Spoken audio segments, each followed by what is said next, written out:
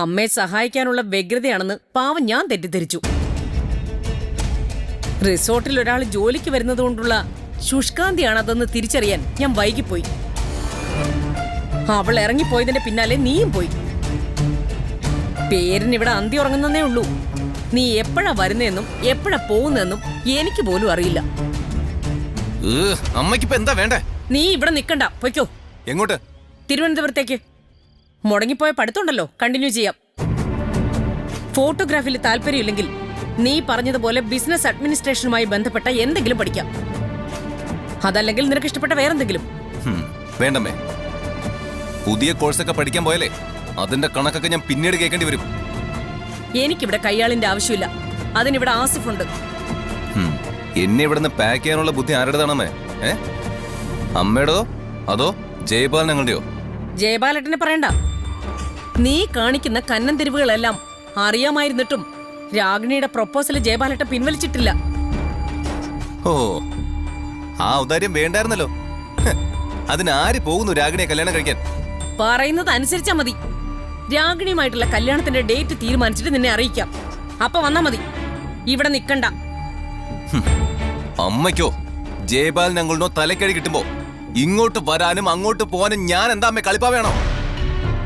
പ്രായപൂർത്തിയായ ഒരു പുരുഷനാ ഞാൻ. എന്ത് പഠിക്കണം, ആരോട് മിണ്ടണം, എവിടെ പോണോന്നൊക്കെ തീരുമാനിക്കുന്നതേ ഞാനാ. തൽക്കാലേ എന്റെ അമ്മ അതൊന്നും ഓർത്ത് ടെൻഷൻ അടിക്കണ്ട.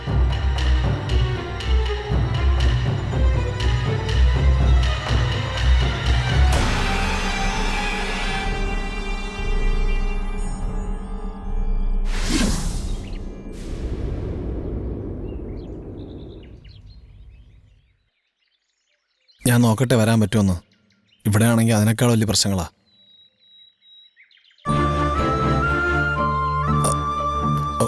ശരി ശരി, ഞാൻ പിന്നെ വിളിക്കാം.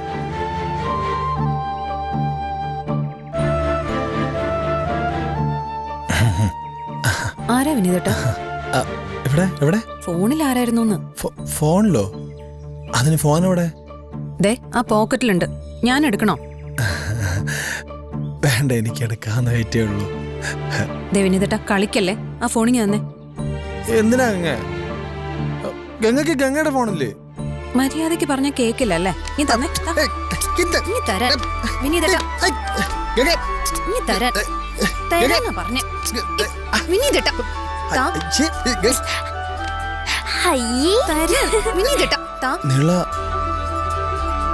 നിളക്കെന്താ? നിള കണ്ടു.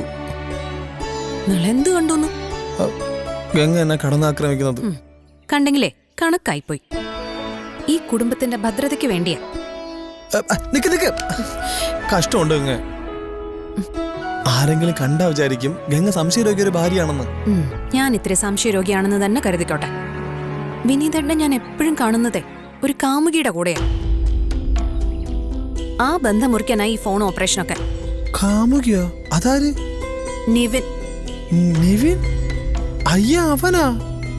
നിവിൻ ഇവിടെ വന്നേ പിന്നെ വിനീതേട്ടൻ എപ്പോഴും സയാമീസ് ഇരട്ടകളെ പോലെയാ നടപ്പ്. അതിന്റെയൊക്കെ ഉദ്ദേശം എന്തായിരുന്നു ഇപ്പൊ മനസ്സിലായല്ലോ. അതിന് നിവിൻ എന്ത് ചെയ്തു? എന്ത് ചെയ്തെന്നോ? കുടുംബാംഗത്തിനൊപ്പം ഒരു പുരുഷൻ കല്യാണപ്രായമായ പെൺകുട്ടികളുള്ള ഒരു വീട്ടില് സ്ഥിരമായി കയറി ഇറങ്ങുന്നു. കുറച്ചു നാള് കഴിഞ്ഞ് അയാളുടെ അമ്മ കയറുമെന്ന് പറയുന്നു അയാളെ അവര് വലവീശി പിടിച്ചിരിക്കുകയാണെന്ന്. നാട്ടില് കഥ ഇറങ്ങാനും ആ പെൺകുട്ടികളുടെ ജീവിതം തന്നെ വഴിമുട്ടാനും വേറെന്തെങ്കിലും വേണോ വിനീതേട്ടാ? അതുകൊണ്ട് വീട്ടിലായാലും പുറത്തായാലും ഫോണിലായാലും അത്തരക്കാരുമായിട്ടുള്ള സമ്പർക്കം നമുക്ക് വേണ്ട വിനീതേട്ടാ. 6 പെണ്ണുങ്ങൾ താമസിക്കുന്ന ഒരു വീട്ടിലെ സുരക്ഷാ മുൻകരുതലായിട്ട് കണക്കാക്കിയാൽ മതി.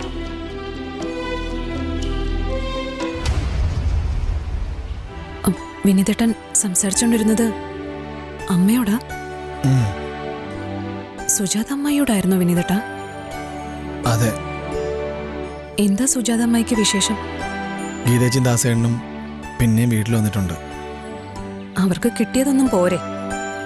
പോരാന്നാ പറയുന്നത്. ഇപ്പോഴും കുറെ പണം ചോദിച്ചാ വന്നിരിക്കുന്നത്. കൊടുത്തേ പറ്റൂന്ന് പറഞ്ഞ് അമ്മയെ മുൾമുനയിൽ നിർത്തിക്കൊണ്ടിരിക്കുക അത്ര. അതിന് അമ്മയുടെ കയ്യിൽ എവിടുന്ന കാശ്? കയ്യിലില്ലെങ്കിലും ബാങ്കിലുണ്ടല്ലോ. അമ്മയുടെ പെൻഷൻ കാശടക്കം എല്ലാം അതിലാ. ഗീതച്ചിക്ക് അത് അറിയുകയും ചെയ്യാം. അപ്പോ അമ്മായിയുടെ കയ്യിൽ നിന്ന് പണം ചോർത്താൻ വന്നതാണോ അവര്? പതിവ് പോലെ കൊടുത്തേ തീരുന്ന ലൈന. ഒരുതരം ബ്ലാക്ക് മെയിലും തന്നെയാ. ലക്ഷങ്ങളാ ചോദിക്കുന്നവരെ.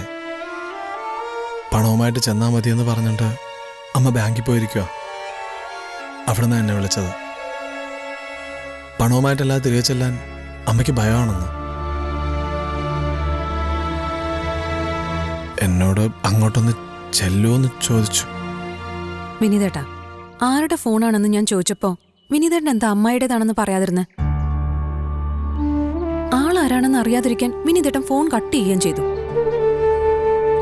പേടിച്ചിട്ട് തന്നെയാ ഗംഗ എപ്പോഴും പറയാറില്ലേ, എന്റെ ശരീരം മാത്രമേ ഇവിടെ ഉള്ളൂ, മനസ്സ് സങ്കീർത്തനത്തിലാണെന്ന്. അങ്ങനെ ഇനിയും ഗംഗയെ കൊണ്ട് പറയിക്കണ്ടെന്ന് കരുതി. വിനീതേട്ടനോട് വീട്ടിലേക്ക് ചെല്ലാൻ പറഞ്ഞിട്ടില്ലേ സുജാത അമ്മായി? എന്നാ വിനീതേട്ടനായിട്ട് പോകുന്നില്ല, നമ്മൾ ഒരുമിച്ച് പോകുന്നു.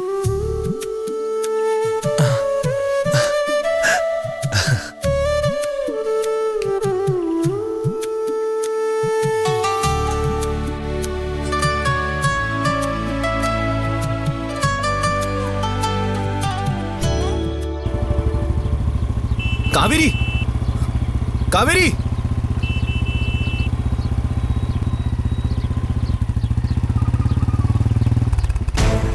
കാവേരി, കാവേരി പ്ലീസ്, എനിക്ക് സംസാരിക്കാനുണ്ട് കാവേരി. ഞാൻ പറയുന്നൊന്ന് കേക്ക്. ഞാൻ മാപ്പ് പറഞ്ഞില്ലേ കാവേരി? ഞാൻ വേണമെങ്കിൽ കാവേരിയുടെ വീട്ടുകാരോട് മാപ്പ് പറയാം, അത് എത്ര വേണമെങ്കിലും. കാവേരി, കാവേരി പ്ലീസ്, എനിക്കൊന്ന് സംസാരിക്കണം. ഇങ്ങനെ അവഗണിച്ച് പോവല്ലേ, എനിക്ക് ശ്വാസം മുട്ടുന്നു. നിവിൻ, എനിക്കൊന്നും സംസാരിക്കാനില്ല. എന്നെ നിവിന് മനസ്സിലാവുന്നാണ് എന്റെ പ്രതീക്ഷ.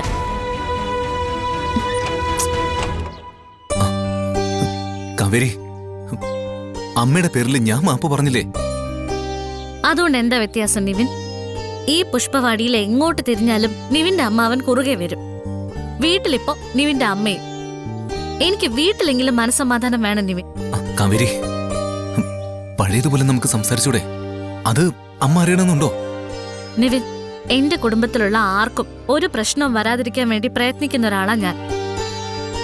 ആ ഞാൻ മൂലം എന്റെ കുടുംബത്തിന് തന്നെ ഒരു പ്രശ്നം ഉണ്ടാവാൻ പാടില്ല. എനിക്കിപ്പോ തന്നെ ഒരുപാട് പ്രശ്നങ്ങളുണ്ട് നിവിൻ. പുതിയ ഒരെണ്ണം കൂടി വലിച്ചു വെക്കാൻ താല്പര്യമില്ല. കാവേരി, കാവേരി, കാവേരി, ആരെല്ലാം എന്തെല്ലാം വേണേലും പറഞ്ഞോട്ടെ, പക്ഷെ എനിക്ക് തന്നെ മാത്രമാണ് കാവേരി ഇഷ്ടം.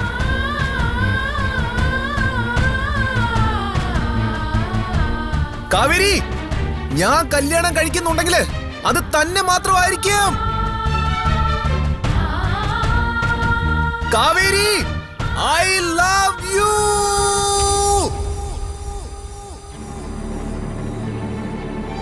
അപ്പോ എന്റെ ചേച്ചിയോ?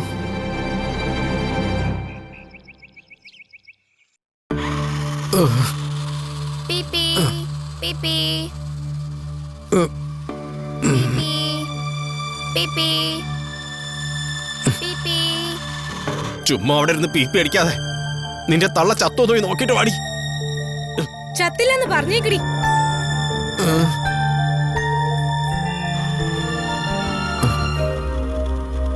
അറിഞ്ഞതിൽ സന്തോഷം. ഒരു ഗ്ലാസ് ചുക്കോളം എടുക്കാനാണോടി അരമണിക്കൂർ?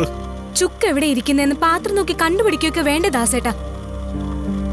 അമ്മയോട് ചോദിച്ചപ്പോ ഏത് സമരക്കാരുടെ നടുവില വലിയ ബഹളം.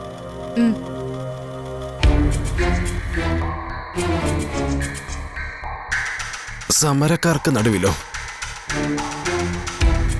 അവര് ബാങ്കിൽ നിന്ന് കാശ് എടുത്തോണ്ട് വരാന്ന് പറഞ്ഞല്ലേ ഇവിടെ നിന്ന് പോയത്? ബാങ്കിൽ തന്നെയാന്ന് പറയുകയും ചെയ്തല്ലോ.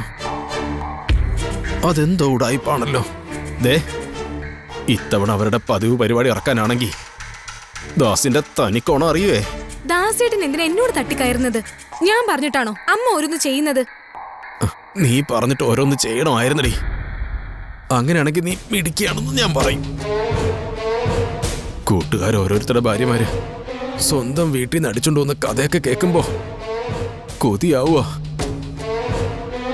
പെൺമക്കളൊന്ന് കരഞ്ഞു കാണിച്ച അമ്മമാര് മനസ്സലിഞ്ഞ് ഓരോന്ന് എടുത്തു കൊടുക്കും, സ്വർണ്ണമായിട്ടും പണമായിട്ടും. അതിന്റെ പകുതി മിടുക്ക് നിനക്കുണ്ടായിരുന്നെങ്കിൽ ഇപ്പൊ നമുക്ക് ഈ ഗതി വരില്ലായിരുന്നു. എന്റെ കഴുത്തിരി കോളറും വന്ന് കയറില്ലായിരുന്നു.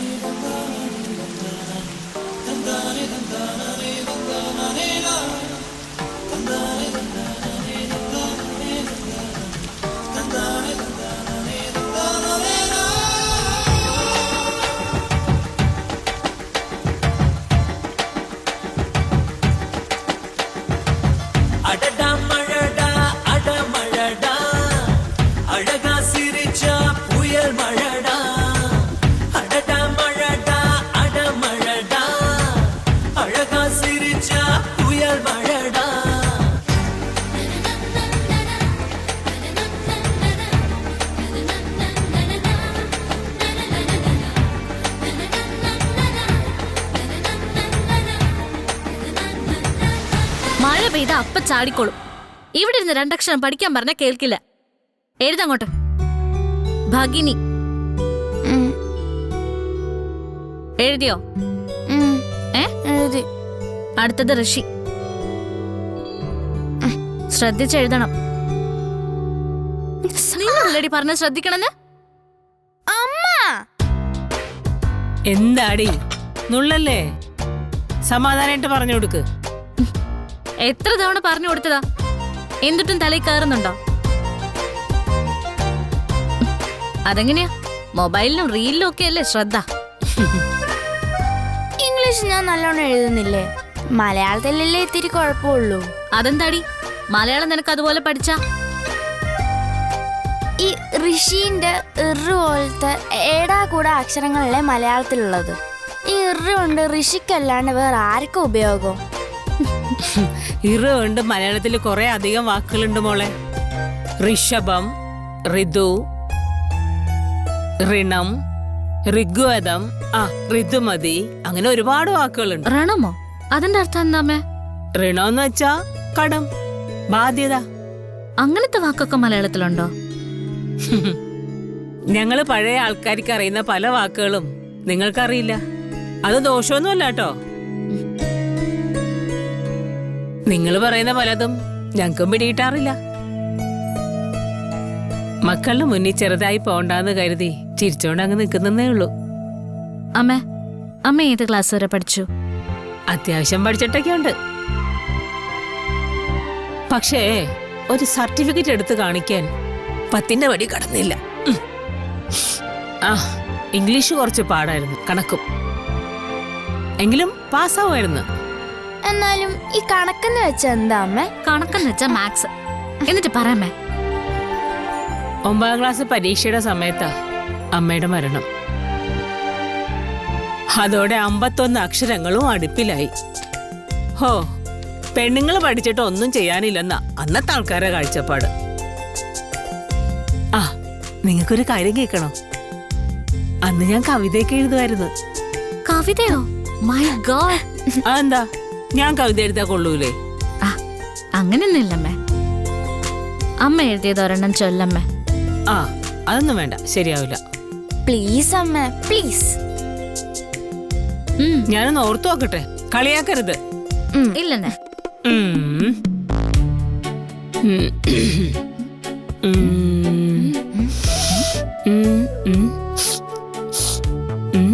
യോ, അടുപ്പില് പരിപ്പ് കരിയുന്ന മണം.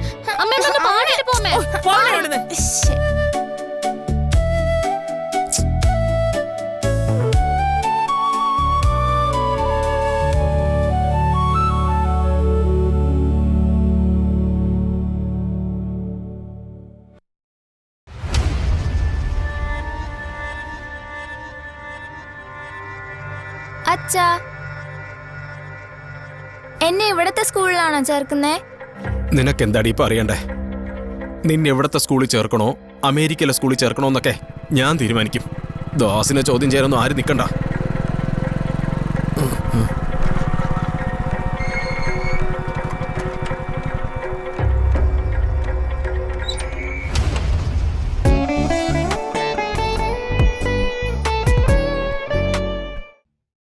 നിനക്കെന്താടി ഇപ്പൊ അറിയണ്ടേ? നിന്നെ എവിടത്തെ സ്കൂളിൽ ചേർക്കണോ അമേരിക്കയിലെ സ്കൂളിൽ ചേർക്കണോ എന്നൊക്കെ ഞാൻ തീരുമാനിക്കും. ദാസിനെ ചോദ്യം ചെയ്യാനൊന്നും ആരും നിൽക്കണ്ട.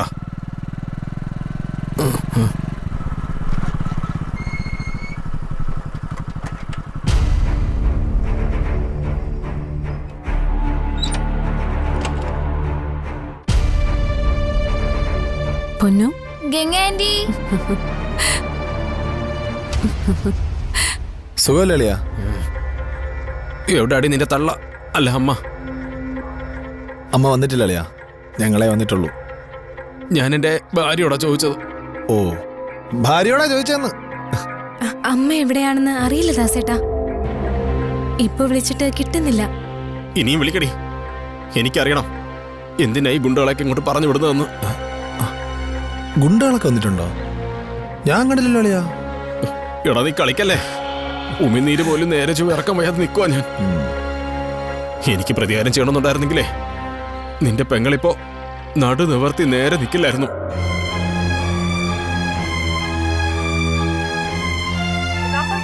അതെന്റെ മാന്യതയാണെന്ന് കൂട്ടിക്കോ.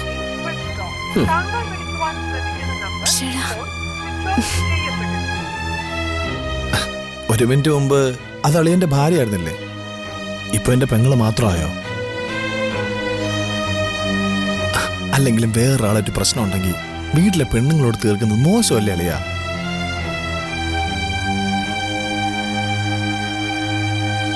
ഇനി അഥവാ അളിയൻ അങ്ങനെ പക വീട്ടണമെന്ന് ഇരിക്കട്ടെ, അതിന്റെ പേരിൽ ഭാര്യയ്ക്ക് എന്തെങ്കിലും ഏനക്കേടുണ്ടായാലേ അവർക്ക് തൈലവും കുഴമ്പും വാങ്ങിക്കാനും പരിചരിക്കാനും ഒക്കെ ആയിട്ട് കാലാകാലങ്ങളോളം ഓടേണ്ടതേ അളിയൻ തന്നെയല്ലേ?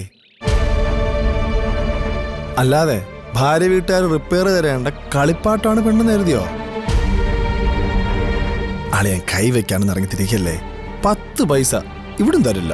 ആ എടാ നരിമറ്റം തറവാട്ടിലോട്ട് മുമ്പ് പെണ്ണുങ്ങളെ കെട്ടിക്കുകയും അവിടെ നിന്ന് കെട്ടിച്ചു വിടുകയും ചെയ്തിട്ടുണ്ട്. കല്യാണം കഴിഞ്ഞു എന്ന് പറഞ്ഞ കടലിൽ കൊണ്ടുപോയി തള്ളിന്നല്ല ഞങ്ങൾ വിചാരിക്കുന്നേ. ഭാര്യ വീട്ടുകാർക്ക് ചില ഉത്തരവാദിത്തങ്ങളും ബാധ്യതകളും ഒക്കെ ഉണ്ട്. ഭർത്താവ് എന്ന് പറയുന്ന ആക്കി ബാധ്യത ഇല്ല അളിയാ. അയാള് ചായയും നാരങ്ങകളൊക്കെ കുടിച്ച് കപ്പലണ്ടിയും കുറച്ച് ഇരുന്നാ മതിയോ? ഞാൻ എന്റെ ബാധ്യതയും ഉത്തരവാദിത്വം ഒക്കെ നിറവേറ്റിട്ടുണ്ടോ എന്ന് നീ നിന്റെ പെങ്ങളോട് ചോദിച്ചു നോക്ക്. എന്തിനാ ചോദിച്ചു നോക്കുന്നത്? ഭാര്യ വീട്ടിന്റെ പടിക്കൽ വന്ന് കൈ നീട്ടി നിൽക്കുന്നത് കണ്ടാൽ അറിയാലോ. ഭാര്യ വീട്ടിൽ അട്ടിപ്പേറ് കിടന്ന് അവരുടെ ചെലവിൽ ജീവിക്കുന്ന നീയാണോടാ എന്നെ ഉപദേശിക്കാൻ വരുന്നേ?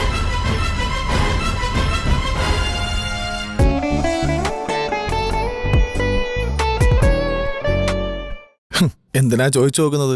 ഭാര്യ വീട്ടിന്റെ പടിക്കൽ വന്ന് കൈ നീട്ടി നിൽക്കുന്നത് കണ്ടാൽ അറിയാലോ. ഭാര്യ വീട്ടിൽ അട്ടിപ്പേറ് കിടന്ന് അവരുടെ ചെലവിൽ ജീവിക്കുന്ന നീയാണോടാ എന്നെ ഉപദേശിക്കാൻ വരുന്നേ? നരിമറ്റത്തിൽ സ്വർണ്ണമേട മകൻ കാളിദാസ് ഇവിടെ വന്നിട്ടുണ്ടെങ്കിൽ അത് ഭാര്യ വീടിന്റെ പടിക്കൽ കൈനീട്ടി നിൽക്കാനല്ലെന്ന് നീ മനസ്സിലാക്കിക്കോ. 3.5 ലക്ഷം രൂപ ഇന്ന് ബാങ്ക് സമയം കഴിയുന്നതിന് മുമ്പ് എന്റെ അക്കൗണ്ടിൽ ക്രെഡിറ്റ് ആയിരിക്കണം. ഇങ്ങോട്ട് നീങ്ങിക്കടി, അല്ലെങ്കിൽ ഇത് എടുക്കാ ചരക്കാണെന്നും പറഞ്ഞ് തിരിച്ചേൽപ്പിച്ച് രസീത് വാങ്ങിച്ചോണ്ട് പോകും കാളിദാസൻ. കുറച്ചു മുമ്പേ നീ ചോദിച്ചില്ലേ, 1 മിനിറ്റ് മുമ്പേ അതെന്റെ ഭാര്യയായിരുന്നല്ലോ, ഇപ്പൊ നിന്റെ പെങ്ങൾ മാത്രമായോ എന്ന്. ചിലപ്പോ അങ്ങനെയൊക്കെ സംഭവിച്ചെന്നിരിക്കും. ഭാര്യ എന്ന് പറയുന്നത് കോടതി പോയാ മാറ്റിയെടുക്കാവുന്ന ബന്ധമാ. ആരും തിരിഞ്ഞു നോക്കാനില്ലാതെ പിന്നെ ഇവിടെ കിടന്ന് പുഴുവരിച്ച് ചാകുന്നതേ നിന്റെ പെങ്ങൾ മാത്രമായിരിക്കും. ഈ കാളിദാസന്റെ ഭാര്യ ആവില്ല. നേരത്തെ ചെയ്തതേ അഭിനയായിരുന്നു, ഇനി ഞാൻ മറയില്ലാതെ ചെയ്യും.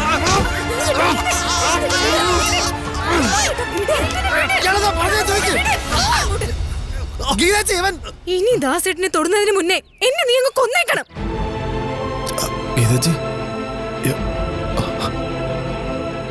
അച്ഛനൊന്നും ചെയ്യല്ലേ എന്ന് പറ ഗംഗ ആന്റി. ഒന്നുമില്ല, മോള് പേടിക്കണ്ട കേട്ടോ.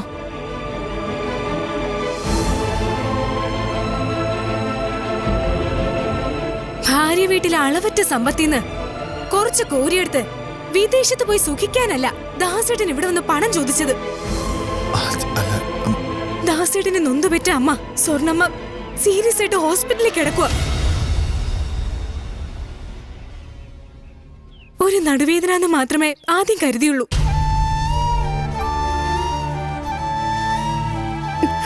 ഹോസ്പിറ്റലിലെ ചെക്കപ്പ് കഴിഞ്ഞപ്പോഴാ അസുഖം വേറെയാണെന്ന് മനസ്സിലായത്. അസുഖം ശരീരം മുഴുവൻ പടരാതിരിക്കണമെങ്കിൽ അടിയന്തരമായിട്ട് ഓപ്പറേഷൻ വേണം. അതും നാളെ. ആ ജീവന്റെ വിലയായിട്ടാ ഈ ദാസേട്ടൻ ഇവിടെ വന്ന് 3.5 ലക്ഷം രൂപ ചോദിച്ചത്. നിനക്ക് മാത്രമല്ല അമ്മയുള്ളത്. നിനക്കൊക്കെ കൊടുക്കാവുന്നതാണെങ്കിൽ കൊടുക്ക്. അല്ലാതെ ഇനിയും എന്റെ ദാസേട്ടന്റെ കഴുത്തിന് കുത്തിപ്പിടിക്കാനും കുതിര കയറാനും ചെല്ലരുത്. ഞാൻ ഇവിടെ കിടന്ന് പുഴു വരച്ച് ചത്താലും ഞാനങ്ങ് സഹിച്ചു പോരെ.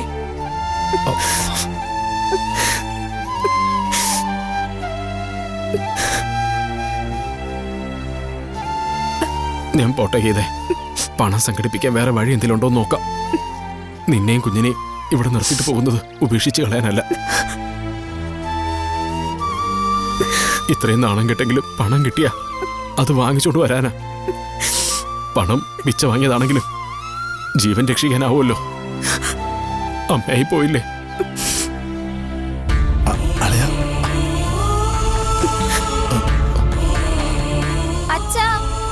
അച്ഛൻ എന്തെങ്കിലും പറ്റിയോ? ഇല്ല പൊന്നു.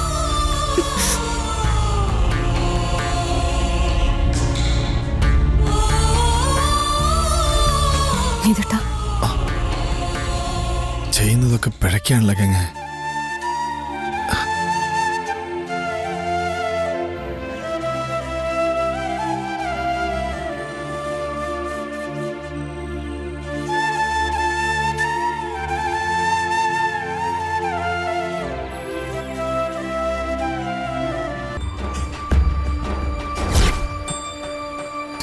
വിശാലിന്റെ അച്ഛൻ ഞങ്ങളുടെ കുടുംബത്തിനുള്ള വാരിക്കുഴി തോണ്ടിക്കൊണ്ടിരിക്കുക. അതൊക്കെ മറന്ന് ഞാൻ വിശാലിനോട് കൊഞ്ചാം മതിയോ? ഇപ്പോ ഈ ബന്ധത്തിൽ നിന്ന് പിന്മാറുന്ന നല്ലതെന്ന് ഞാൻ തീരുമാനിച്ചു. എങ്കിൽ എന്റെ ഒപ്പം വരുമോ? എങ്ങോട്ട്? ദേ, എങ്ങോട്ടെന്ന് ചോദിക്കരുത്. എന്നെ ഇപ്പോഴും സംശയമുണ്ടെന്നാ അതിനർത്ഥം. അതല്ല വിശാൽ, കാര്യം എന്താണെന്നറിയാൻ.